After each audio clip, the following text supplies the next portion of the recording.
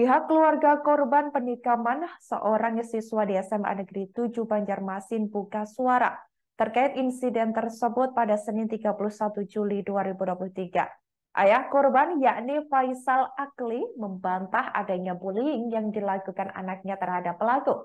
Sejumlah tangkapan layar isi chat percakapan anaknya dengan pelaku pun ditunjukkan olehnya sebagai bukti atas kasus tersebut.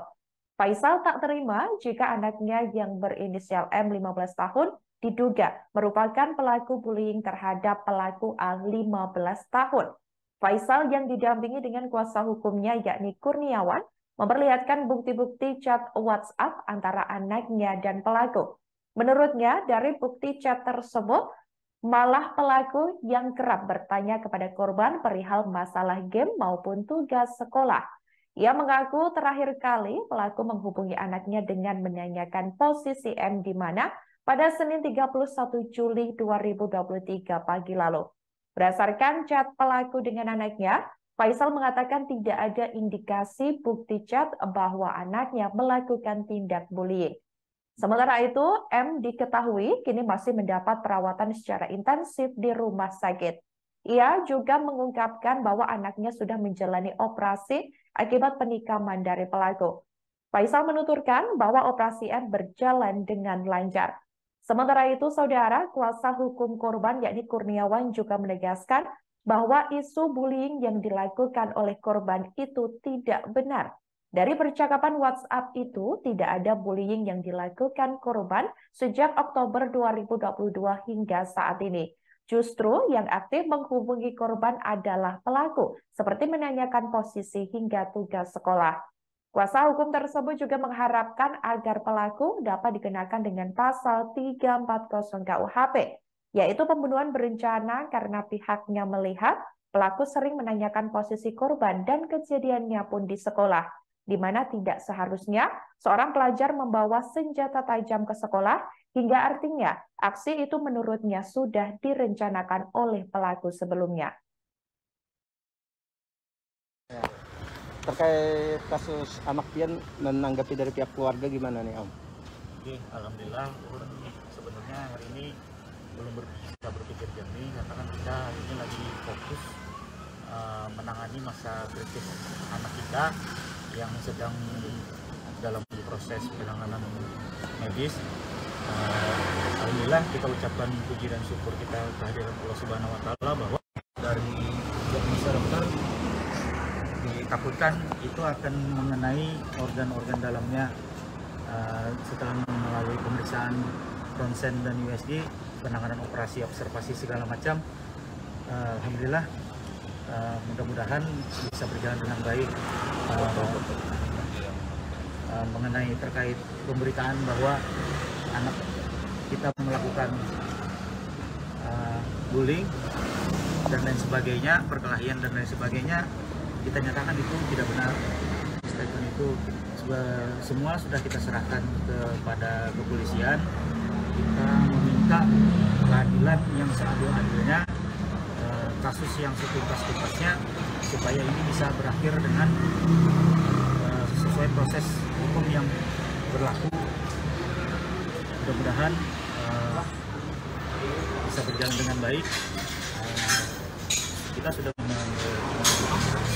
membuatkan laporan bahwa proses ini harus diproses, ditindaklanjuti secara hukum sampai tuntas.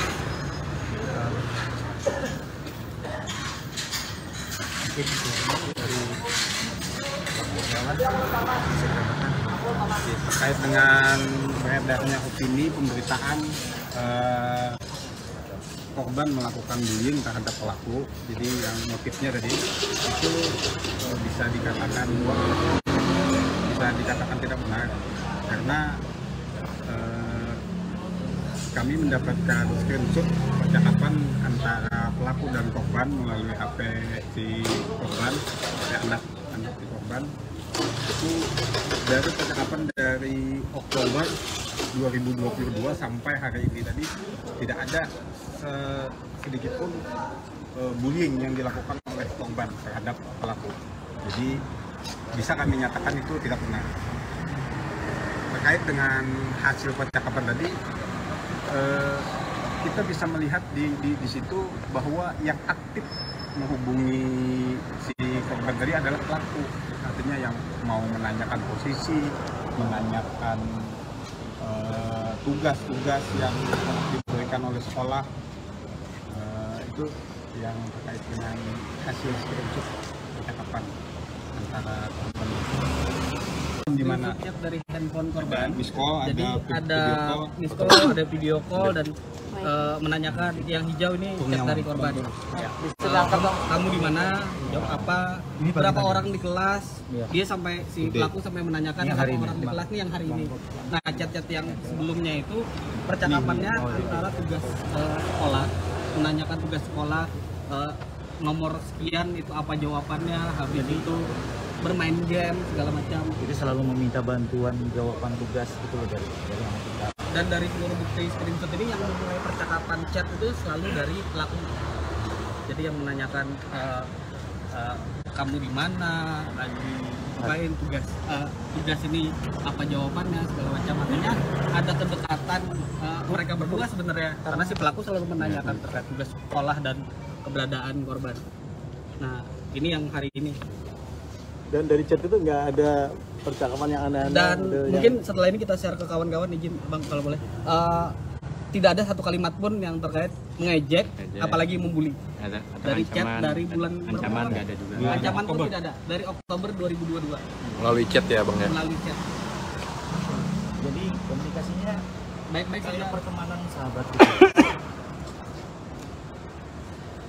Jadi tidak ada indikasi permusuhan atau apa. Oke, itu yang saat ini bisa saya sampaikan Sobat Bipos. Jadi ada klarifikasi dari pihak bapak, ayah dari seorang korban.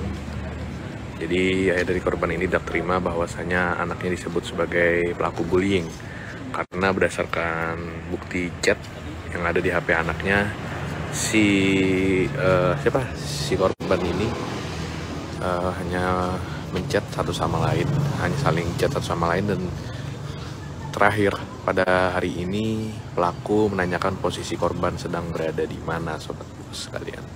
Sedangkan chat-chat sebelumnya si pelaku hanya sering bertanya. Terima kasih sudah nonton. Jangan lupa like, subscribe, dan share ya.